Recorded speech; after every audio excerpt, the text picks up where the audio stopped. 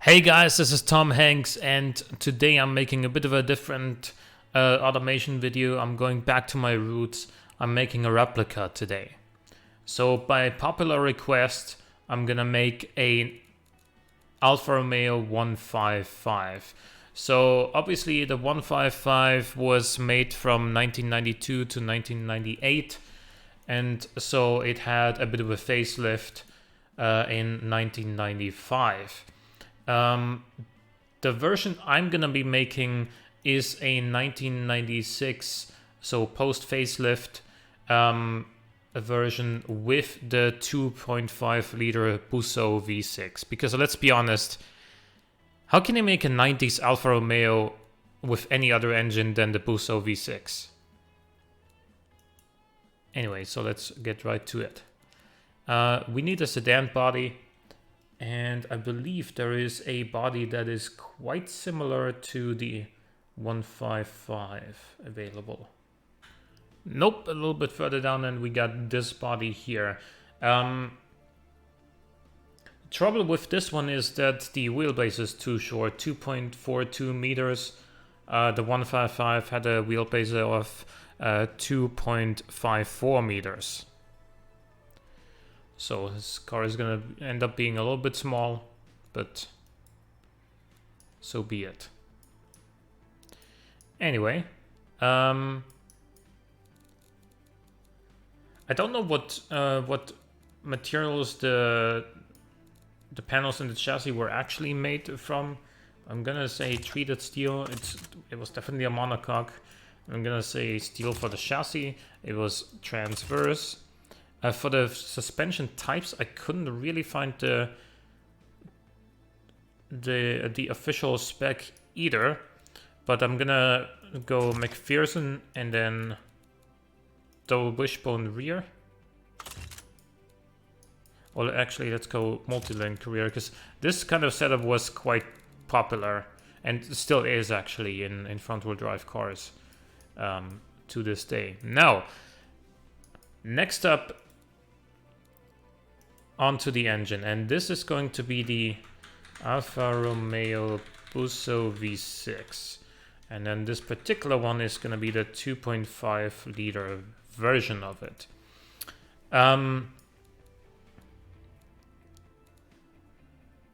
Okay, so the Busso V6 is a 60-degree V6. It's made from aluminium. It's got, in the 2.5 liter configuration, it's 88.0 times 68.3. It's got a single overhead cam with 2 valves per cylinder.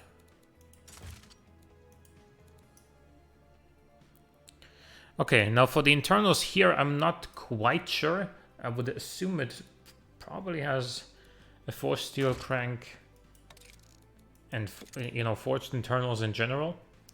It could also be cast to save cost, because but I couldn't really find the official spec here. Right, so the compression ratio, I believe, was 9.5 to 1. That's at least what my source would suggest. It had multi-point injection. Not quite sure whether it was single or twin configuration. Definitely a standard intake. Well,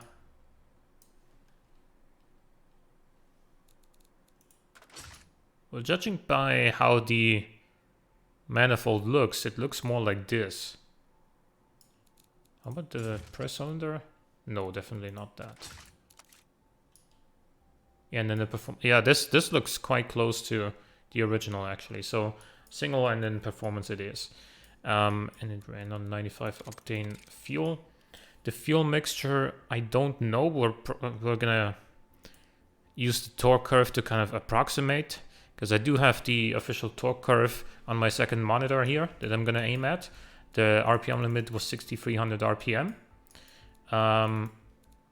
Let's just go to 14.0 for now. I don't know what kind of exhaust header it had. I'm gonna assume either a tubular or long tubular.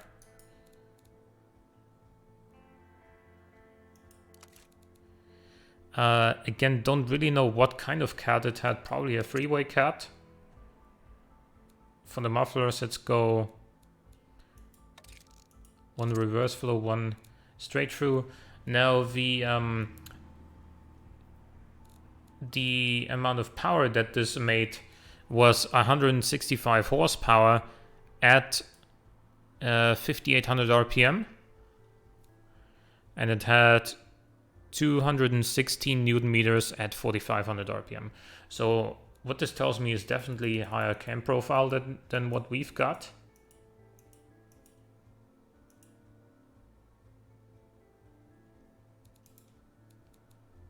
Definitely more on the ignition timing here as well.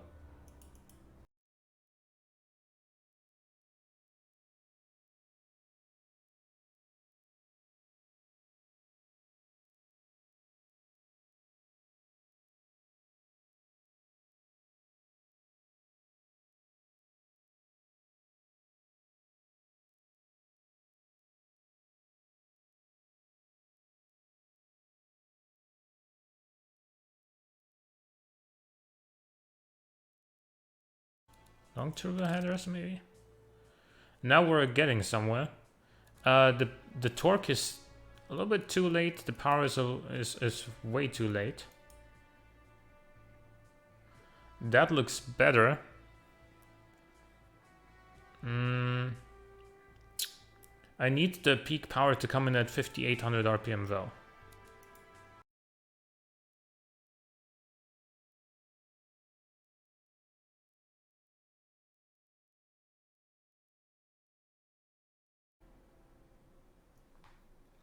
I'll take this now. The torque curve for the real engine is a little bit more kind of C-shaped, so it has a much narrower peak torque curve. So the peak comes in at 4500, and it kind of increases more sharply and then drops off more sharply than with this one. But I'll take it. All this is gonna do is it's gonna make the car perform better. So I'm gonna go with the sedan version. This had front-wheel drive and a manual 5-speed transmission. Gearing was something up to about 240 kilometers an hour. Its actual top speed was about 225. So we'll take that. We have the gearing as well. So first gear would go to 63 kilometers an hour, second to 100. So this is kind of what I'm...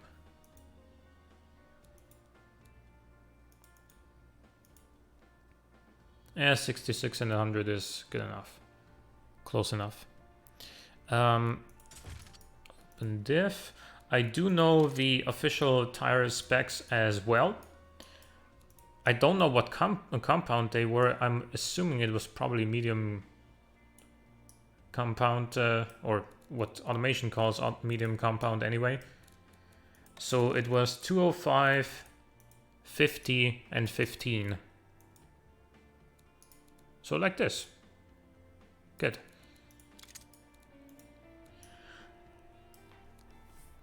For the brakes, I don't know the exact spec. I'm going to say that it probably had discs on the front, and then actually it probably had discs all around that I think about it, but I don't know how many pistons and what size. So I'm just gonna guesstimate here, if you will.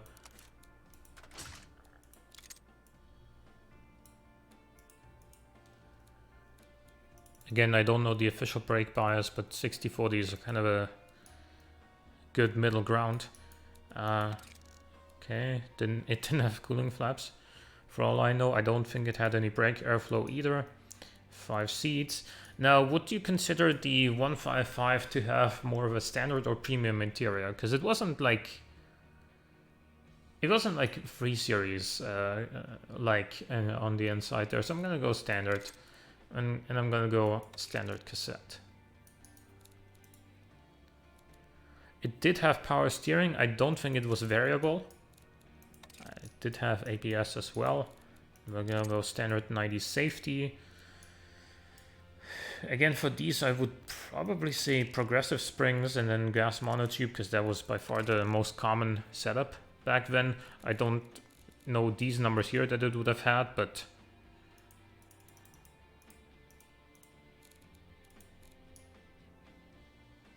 this looks good in terms of ride height. Yeah, let's tune it a little bit.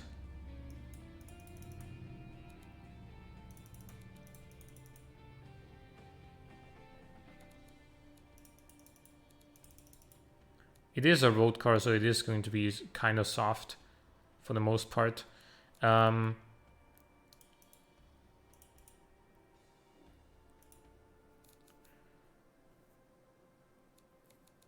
Okay.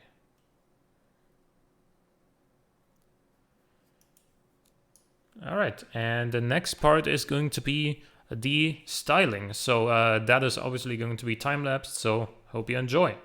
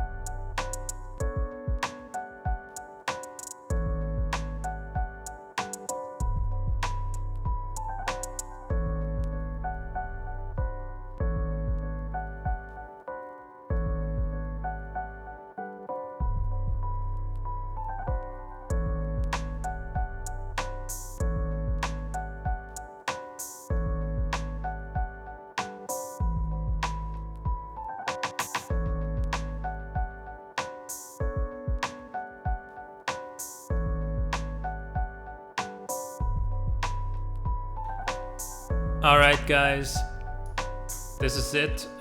So this is the best I could do in terms of replicating an Alfa 155 visually and I guess also mechanically. Of course, if you have more information than I could find as far as the suspension type goes and things like that, you can always just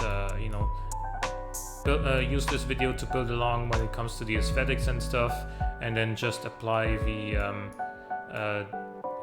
the other knowledge that you found by yourself. So choose the correct type of suspension if I didn't. But yeah, this is it.